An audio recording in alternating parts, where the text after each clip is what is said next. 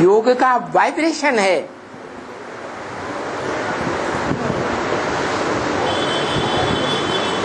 वो 500-700 करोड़ के अंदर व्याप्त हो जाता है या भगवान स्वयं उनमें चला जाता है?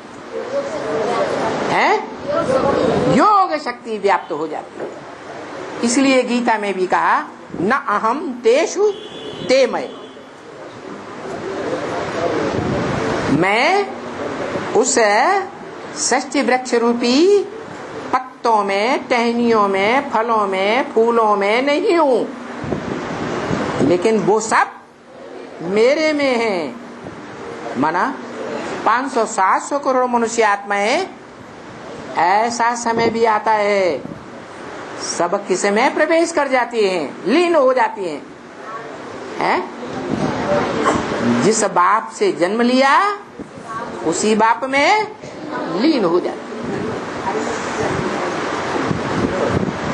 इसलिए शास्त्रों में गाई दिया, सन्यासियों ने बता दिया कि आत्माएं हम सब सागर के बलबूले हैं, स्पाइसेस हैं, छोटे बड़े, सागर से जन्म लेते रहते हैं, सागर में विलीन हो जाते हैं। तो ये बात सच्ची है या झूठी है? सच्ची है या झूठी है? सच्ची है। वो जड़ सागर की बात नहीं है, ये ज्ञान सागर की बात है। जो ज्ञान सागर धरणी रूपी माता जगदम्बा को अपनी गोद में लेकर बैठा है, क्योंकि 3 हिस्सा सागर है और 1 हिस्सा धरणी रूपी माता है। सागर और माता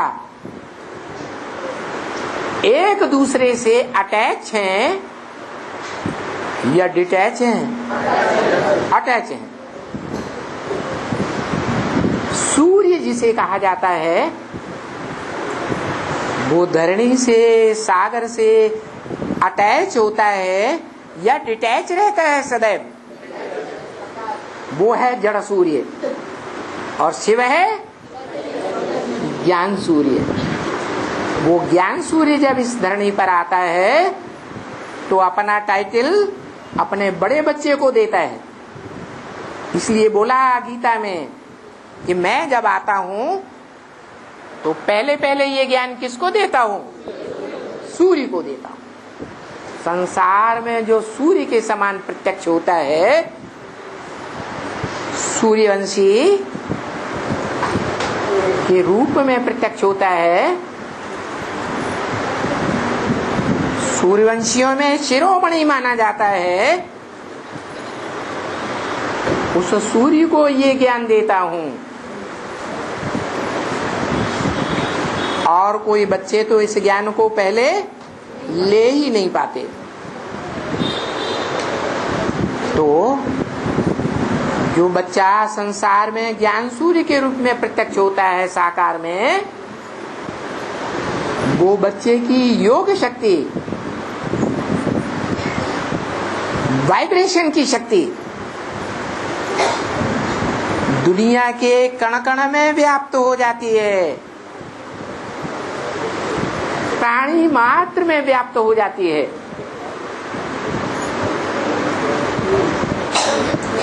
वो आत्मा तो नहीं उनमें जाती है।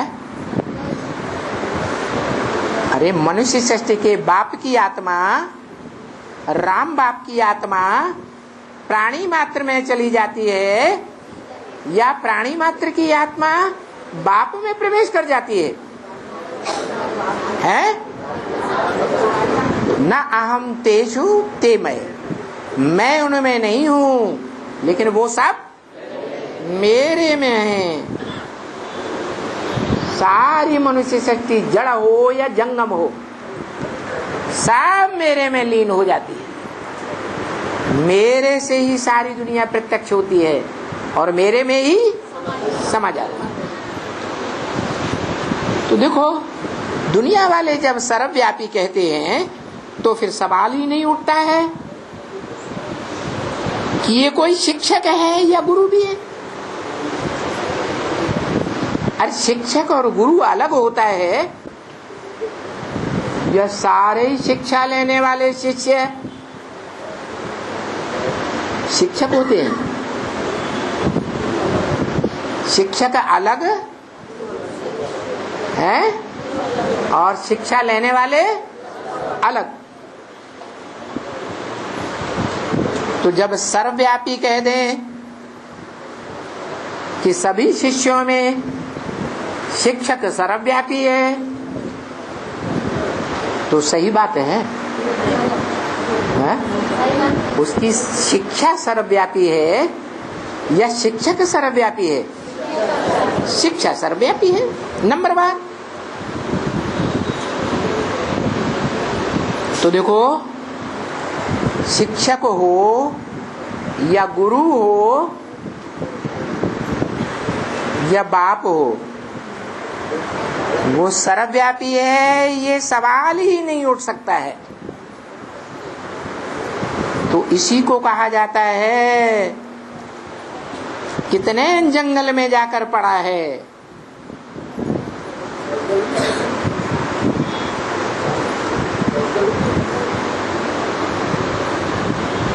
ये दुनिया वालों की बुद्धि कैसी जंगल में मुझी हुई पड़ी है। तो बाप आकर कल्प कल्प करके समझाते हैं।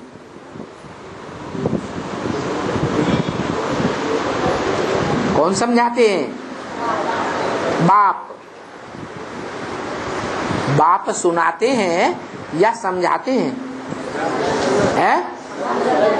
कौन सा बाप सुनाते हैं और कौन सा बाप समझाते हैं?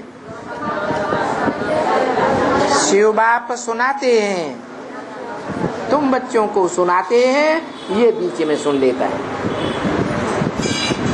और तुम बच्चों में जो बच्चा सुनने के साथ साथ समझता भी है और दूसरों को समझाता भी है, जिन बच्चों को समझाता है उनमें से सबसे जास्ती ध्यान किस बच्चे के ऊपर देता है?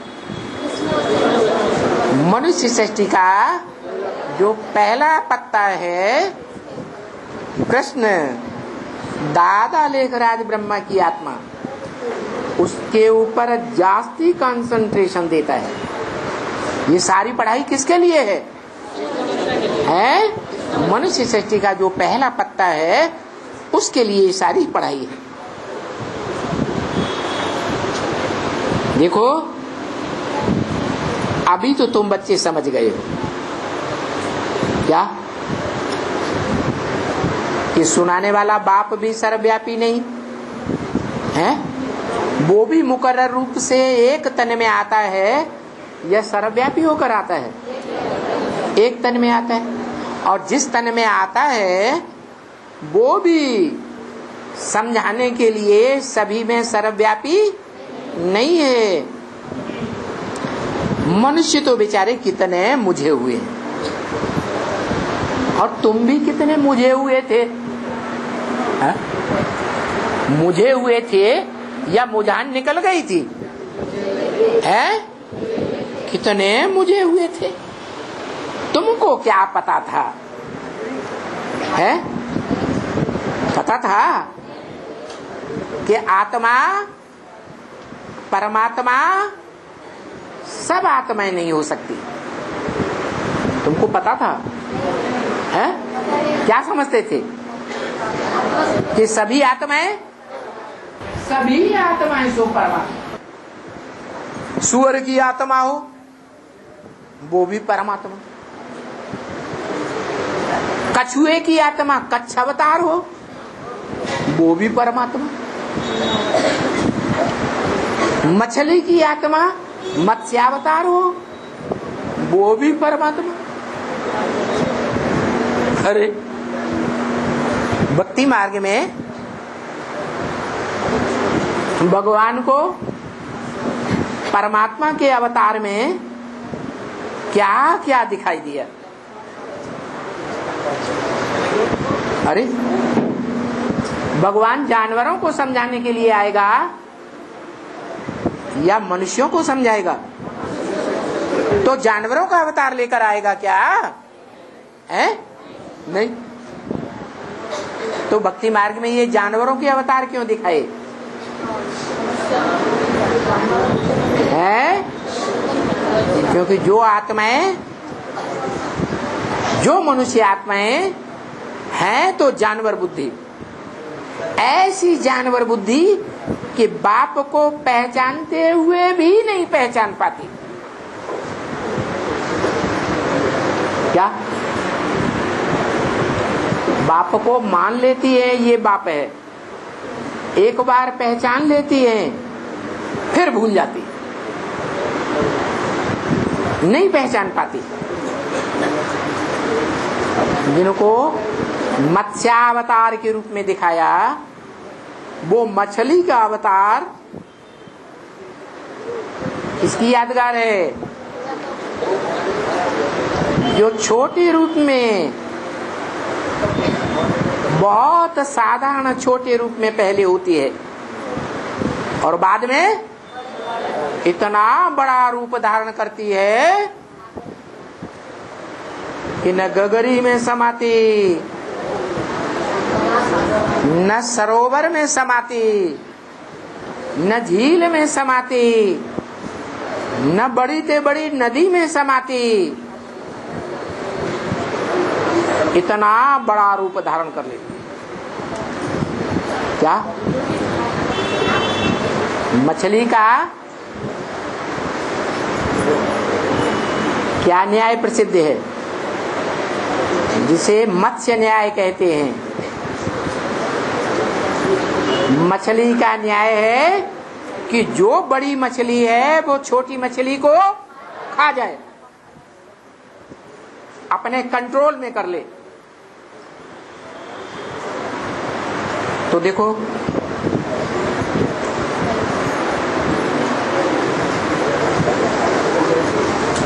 सागर में सबसे जास्ती तादाद में कौन से प्राणी रहते हैं?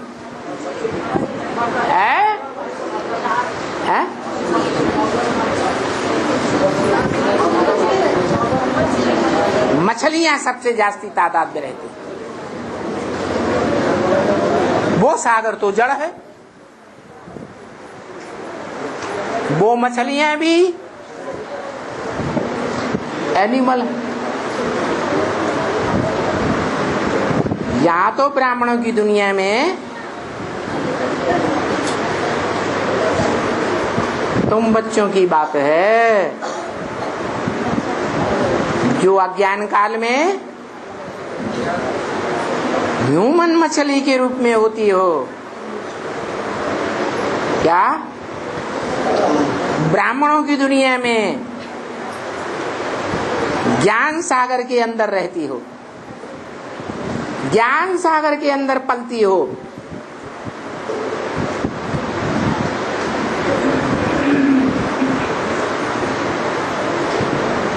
ज्ञान सागर के अंदर खाती हो, पीती हो, रहती हो। एक प्रकार की मछलियां होती हैं या भांति भांति की होती हैं? भांति भांति की मछलियां होती हैं।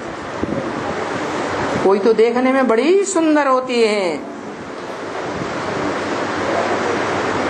कोई में तो बहुत बदबू निकलती है, व्यभिचार की बदबू।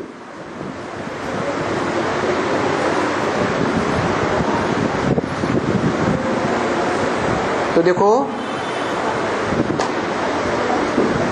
उन सब मछलियों की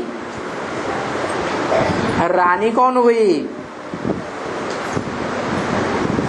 बड़ी मछली कौन हुई? मगरमच्छ जिसे कहा जाता है, जगदम्बा। और उस मगरमच्छ के ऊपर कौन सवारी करती है? गंगा।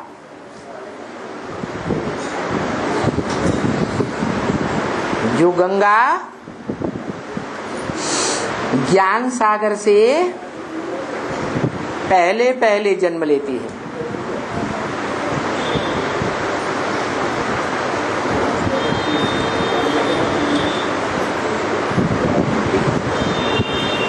वो गंगा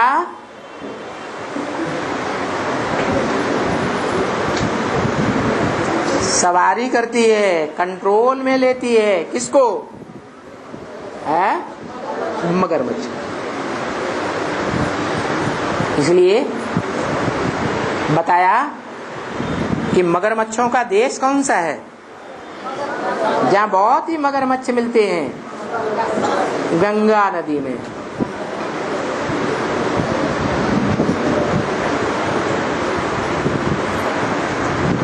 तो देखो कैसे कैसे अवतार दिखाई दिए हैं। कोई मगरमच्छ का अवतार, कोई सुअर का अवतार,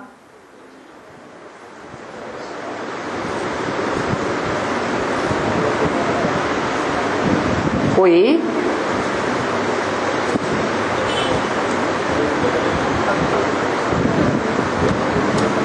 और कौन कौन से जानवर? कच्छप अवतार। उस कच्छप के ऊपर सागर मंथन किया। 12 अवतार। तुमको क्या पता था ये सारे भगवान के रूप होते हैं क्या? सभी परमात्मा होते हैं क्या? सभी मनुष्य आत्माओं के बीच में परम पाटधारी परमात्मा होते हैं क्या? नहीं। अभी मनुष्य की कतार में तुम आ गए। मनन चिंतन मंथन करने वाले मनुष्यों की कतार में तुम बच्चे आ गए। पहले कौन सी कतार में थे? हैं? जानवरों की कतार। जैसे दिखाते हैं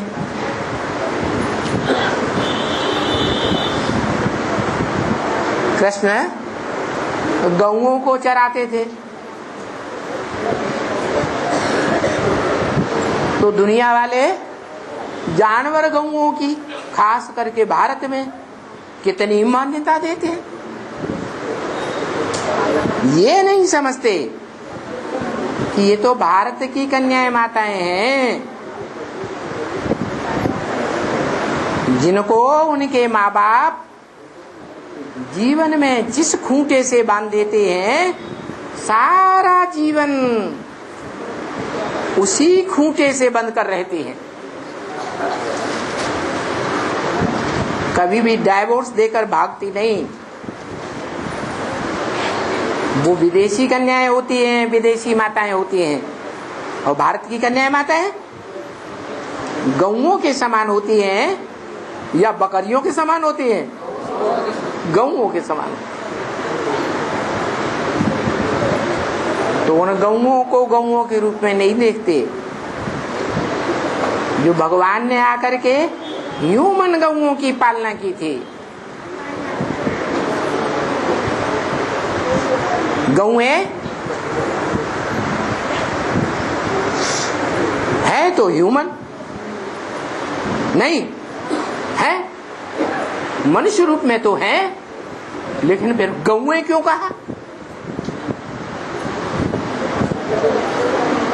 गौएं क्यों कह दिया?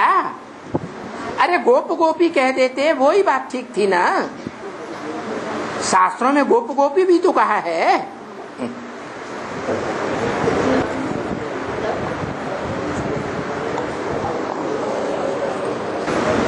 क्यों कहा गौएं? अरे बिना कारण के गौएं कहा है? हाँ, कुछ न कुछ बुद्धि जानवरों की तरह होती है। जानवर बुद्धि होने के कारण उनको गौ कह दिया है।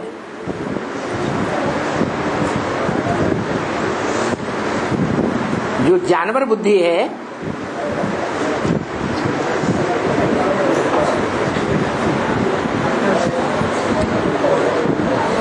वो अपने बाप को बाप के रूप में, भाई को भाई के रूप में, बहन को बहन के रूप में,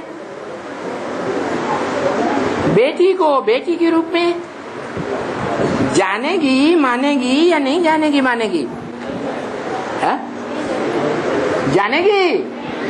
नहीं जानेगी। ये प्रैक्टिकल एक्ट की बात है। इसलिए बोल दिया गौएं।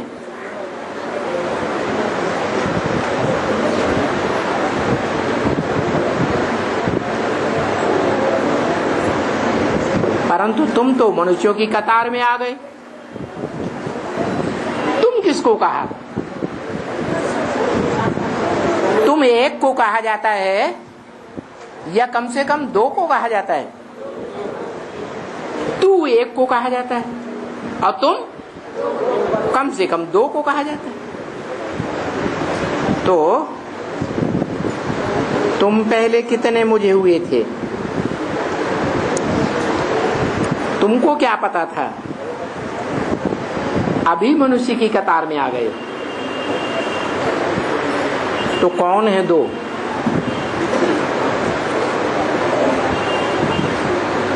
जो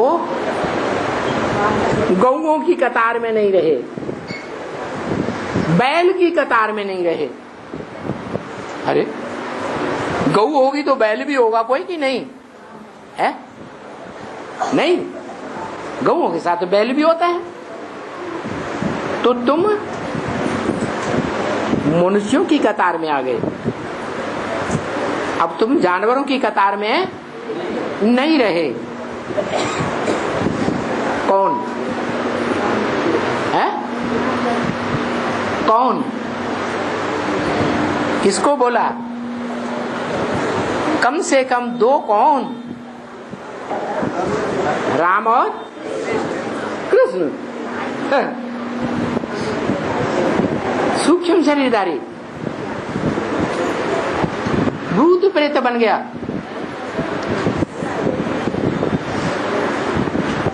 है? अरे भूत प्रेत बना कि नहीं? वो मनुष्य होता है भूत प्रेत। ब्रह्म राक्षस भी कहते हैं।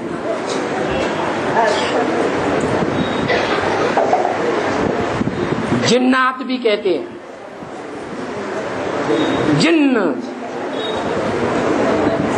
जित ना,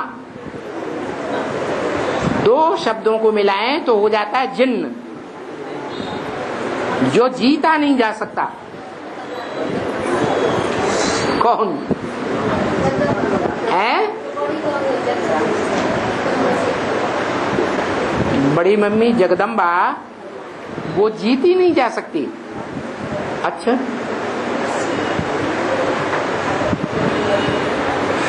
जगत पिता उसे जीत नहीं सकता है? तो कैसे जिन्नात कह दिया? ब्रह्मा है? नहीं, जिन्न को काम क्या दिया बाबा ने? चढ़ो और उतरो। चढ़ो और उतरो।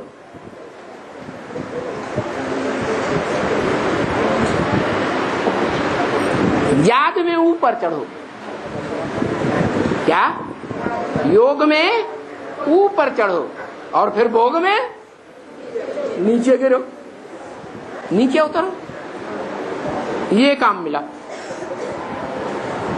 किसको? जिन्न को। बोला भी तुम जिन्न हो। तुम क्यों कहा? तू क्यों नहीं कहा? हाँ, दो आत्माएं हैं जिन्न का पार्ट बजाने वाली। एक प्रवेश करने वाली और एक शरीरधारी। कौन दो आत्माएं? जगदम्बा ब्रह्मा। राम वाली आत्मा और हाँ, दादा लेख राज कृष्ण वाली आत्मा। ये दो आत्माएं हैं जिन्न, जिनको ये काम मिला हुआ है। क्या? बाप से चढ़ो और उतरो। नहीं तो जिन्न क्या कहता था? है? हाँ, मुझे काम दो नहीं तो मैं तुम्हें खा जाऊंगा। तो अभी तुम बच्चे मनुष्य की कतार में आ गए। मननात् मनुष्य, जो मनन करता है, चिंतन करता है, वो मनुष्य है। तो तुम मनन चिंतन करते हो तो मनुष्य की कतार में आ गए। आगे तो जंगलियों की कतार में थे। क्या आगे क्या थे? आगे जंगलियों की कतार में थे।